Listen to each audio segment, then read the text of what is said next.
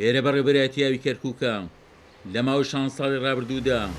کە حکوومەتی خۆجێی پارێزگای کەرکووکە بووە. ئەم بەڕێوەبەرایەتیە تایبەت بووە بە پشکی کورد، بەڵام لە ئێستادا بە پێی بڕیارێکی وەزارەتی ئاوەدانکردنەوە و نیشتەجێکردن و شارەوانیەکانی عێراق بەڕێوەبەرایەتیەکە لە کورد سەندراوەتەوە. ئەندامێکی ئەنجومەنی پارێزگای کەرکووک لەو بارەیەوە ڕای دەگەیەنێت دوورخستنەوەی بەڕێوەبەریاوی کەرکووک لە پۆستەکەی دەچێتە خانی گۆڕینی باری دیموگرافیەوە لە کەرکووک.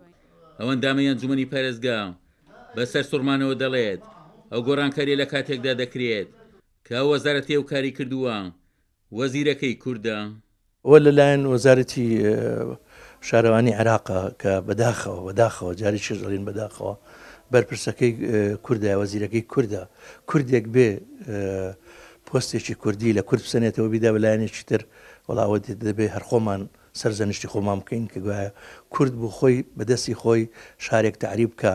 بێ فەرمانگەیە کە لە دوای پرۆسی ئازادی عێراقەوە دەست کوردەوە بووە، ئێستا لە دەست کوردی دەربێنێ بیدا بەلایەنێکی تر بێگومانە مەزیاسە تعریبە بان ئێمە لێرە سەر سوورمانەکەمان لەوایە بۆ کوردێکم کارە لەسەر دەستی کوردێکم کارە ئەنجام بدرێ، کوردێکە لەسەر بەلایەنێکی سیاسی کوردیە، هەنی ئەم کارە ئینجا بدا وەزارەتەکەی لە باتیەوە بەکاربێنێ بۆ خزمەتی کەرکووک بەکاری هەنێ بۆ دژی کورد بۆ لە کەرکووکە.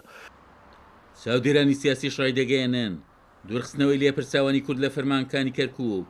ئەجێندای سیاسی لە پشتەوەیە و دەچێتە خانی دژایەتیکردنی مافەکانی کورد و خەڵکی کەرکووکەوە. تعریب لە دایرەکانەوە دەستی پێکرد پێش هەموو شتێک، دوایەوە تعریب لە نیشتەجێکردن دەستی پێکرد. لە خواری کەرکووک وەکو ماڵی عەرەب هاوردەی دێهاتەکانوانە و ئەو منتقانی حەویجە زۆریان هێناوە نیشتەجییان کردە، زیاترەوانە لە ڕێی محافزەوە کرا، هەمووشی تەجاوز کراوەتە سەر موڵکی حکوومەت و هەندێ موڵکی تورکمانیش تەجاوز کراوەتە سەری. بەڵام ئەوەی کە سەیرە بەلای خەڵکی کەرکووکەوە ئێستاکە وەزیری ئاوادانکردنەوەی عێراق کە وەزیرێکی کووردە بەناو ئەو تعریبی کردە لە کەرکووک، ئەویش بەلادانی بەڕێوەبەری ئاوی کەرکووک کە ئەو بەڕێوەبەرایەتیە هەر وەکەوەی کە حەسە لە هەموو عێراقا دایرەکان بۆتە حەسەی کورد بۆ بە تایبەتی ئێستاکە بە بڕیاری ئەو وەزیرە بەڕێوەبەری ئاوی کەرکووک کە کووردە لا دراوە کەسێکی تری هێناوەتە جێگای کە کورد نییە، بۆیە ئێمە عەرەب خەریکەیەوە شاش لە تعریب کەمی بکاتەوە، بەڵام وەزیرەکانی ئێمە وا دیارە لە بەغدا دەستیان کردوتە تعریبکردن لە کەرکووک. ئێمە گە بگەڕێنەوە سەر دەستور، ئەمە دژی دەستور و یاسایە، حامی دەستور من نازانم لەکوێ ئەم کایەیە کە بەرامبەر بەم پێشەلکاریانی کە ئەکرێ لە شاری کەرکووکە لەوێ بێ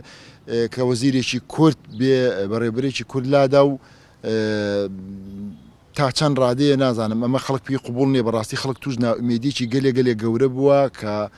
خودی کورد خۆی هەڵەسێ بەلادانی بەڕێبەری کورد. بە پەیامارێک کە دەست کورسات نیوز کەوتووە لە دوای ڕووداوەکانی ڕیفراندۆمەوە 97 پۆستی داری لە کەرکووک لە کورد سەندراونەتەوە و لە شوێنیان خەڵکانی تر جێژی کراون. بە پێوە ئامارە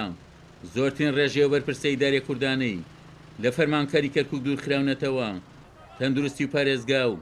کۆمپانیای غاز و کۆمپانیای نەوت و کشت و کاڵ و پۆلیسی کەرکووک بووە. عومەر غەریب، کورسات نیوز، کەرکووک.